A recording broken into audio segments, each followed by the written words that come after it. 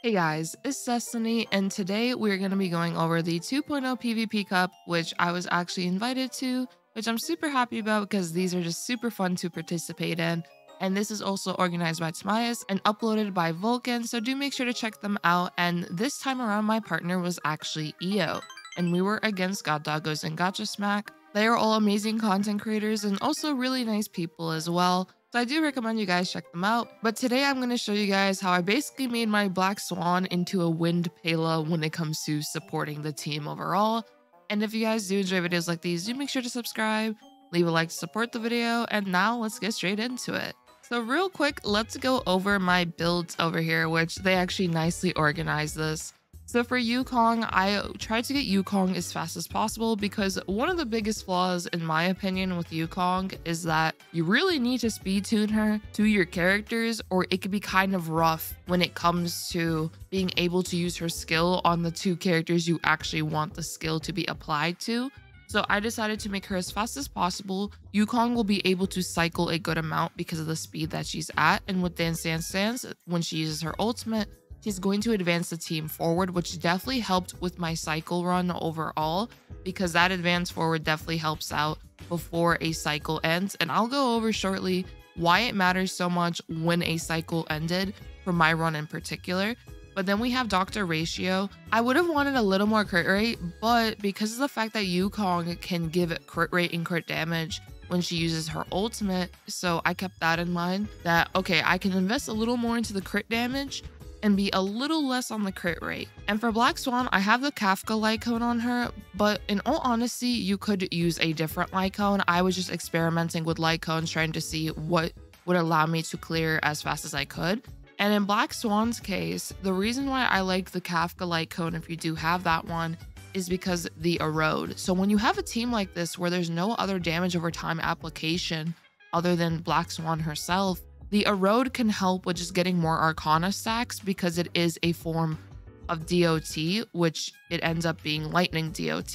So that's the reason I have that. And another plus about that light cone is that it also gives you a damage increase, which can in a way make up for the fact that I have less effect hit rate for maximizing Black Swan's trace with translating your effect hit rate into an increase of damage percentage. And the reason why I have Huohuo with this light cone in particular is that I wanted to have her as much energy regeneration as possible. She literally has 140% energy regeneration. And then Dr. Ratio just has crit rate, crit damage ratios.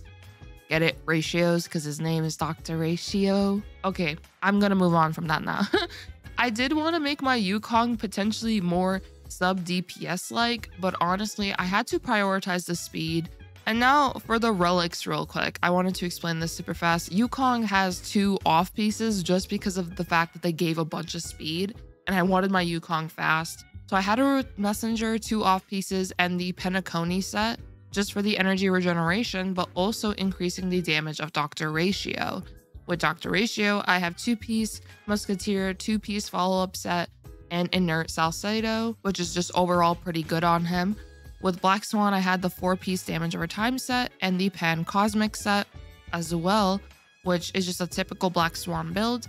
And lastly, with Huohuo, I had Sprightly Von Quack, which is mainly just for the energy regeneration, but also the fact that she will be advanced forward when the battle does begin. But we're also using Passerby because this team can be skill point hungry at times. And then here are my Eidolons overall. Dr. Ratio does not have any, and neither does Huohuo. Black Swan does have E1, but I do feel like personally her E1 is way better used when she's actually on a damage over time team. So there's that. But now let's get into the run that I've explained my builds. I'm just going to use my techniques because techniques are very fun. And with Yukong, she's going to be attacking. So I'm just going right off the bat. I want to get rid of this lady as fast as possible. So I'm just going to be skilling with Dr. Ratio. And I'm actually not going to be using Huohuo's skill because I know for a fact that I can break the lady before she even gets to hit us. So we're just going to go ahead with Dr. Ratio, and this might be a bit overkill, but I will explain in a bit why I played my Dr. Ratio the way I did. And we do have the defense drop on the lady and the horse, and we also have the attack increase from Yukong with the skill.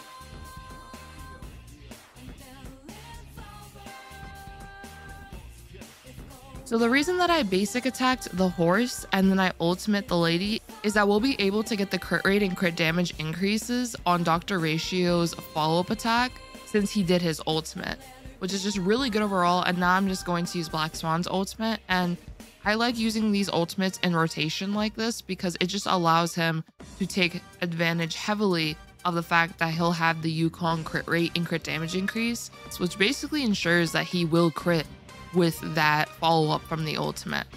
So now we're just focusing on the horse, and some people were wondering, why did I spread out my damage like this? The reason I did it is so that when the next wave begins, all those debuffs coming in go on one enemy rather than spread on two enemies. And the reason why I want that is just so Dr. Ratio can literally pummel them to death. I was trying to make sure that as long as I get rid of them before another cycle begins, I will be a-okay for just being able to take advantage of that.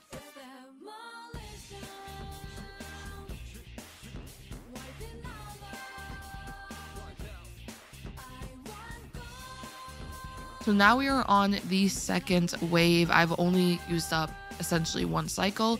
And here I'm just checking who has what debuffs. I want to prioritize whoever has a follow-up attack debuff so that Dr. Ratio deals more damage against them, and I'm just able to take advantage of that.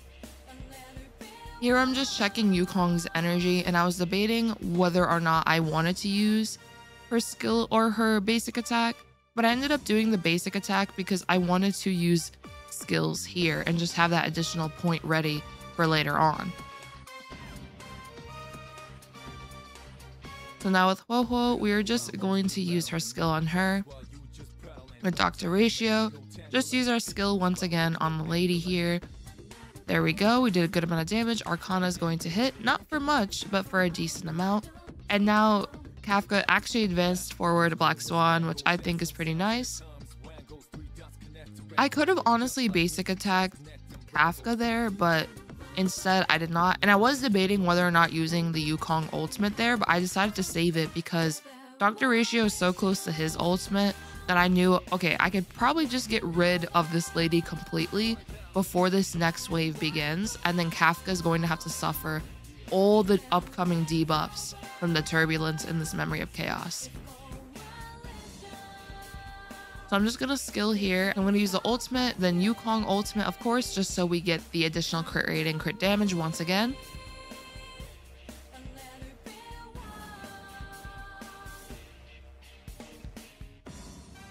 And it's basically the same rotation as last wave. And it kind of was a little overkill here, but I really wanted to make sure that I could actually get rid of her as fast as possible. So now Kafka has all those debuffs on her. She has follow-up attack vulnerability, speed reduction, attack reduction. You can literally see underneath her health bar and right there how many debuffs she has. So I just wanted to stack as many debuffs as possible. And now with Yukong, I'm going to use the skill here. Just wanted some more energy.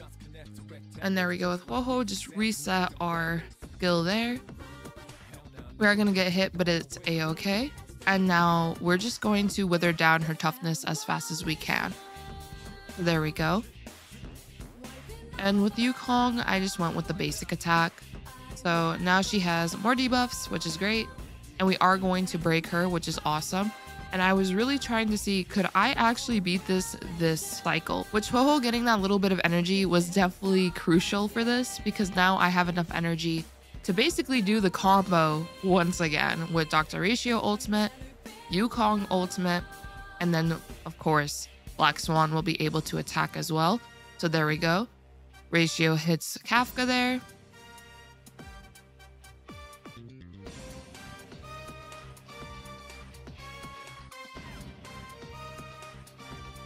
Now with Black Swan, just gonna basic attack. There we go.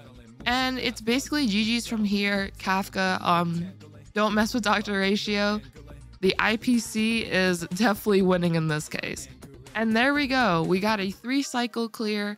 It was crazy to me that I was able to do it with Yukong. And I get, like, Yukong is not a bad character by any means.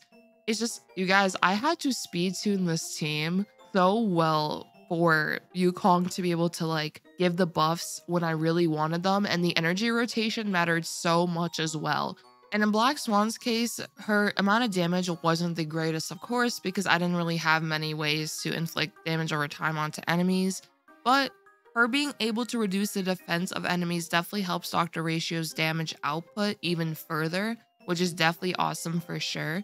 And then Huohuo is just there to cleanse the team and also give that energy, which that energy worked beautifully for just being able to clear the way we did. But yeah, I hope you guys did enjoy my run. I feel like Black Swan is honestly such a great character when it comes to, of course, damage over time teams, but also the fact that she can be used to reduce the defenses of enemies and still be able to do her own amount of damage, which Black Swan being able to inflict debuffs also helps Dr. Ratio being able to consistently hit his follow-up attacks. So it's just a pretty nice synergy that is outside of damage over time that someone can definitely look into overall. But yeah, I hope you guys enjoyed my run. It was a lot of fun. If you guys did enjoy, make sure to subscribe as well. Leave a like to support the video and comment down below whose run did you actually like the most. So I actually liked everyone's run now that I'm thinking about it. I liked Io's run because we love Topaz and Himiko and Asta and Ruanmei Madness. For God Doggos, I love the Break Silver Wolf. His Silver Wolf was definitely doing big numbers. Yang Ching was really cool to see as well. And then when it comes to Gotcha Smack, I really liked how he played his Welt, like where he would use Welt's ultimate in between an enemy's first attack and the second attack, and that would just end up delaying them. And I thought that was a really, really cool thing to do. And his Luca was just dealing a bunch of damage. So I think everyone had really, really cool team comps, and it was honestly really fun to see overall. So I hope you guys did enjoy. Peace.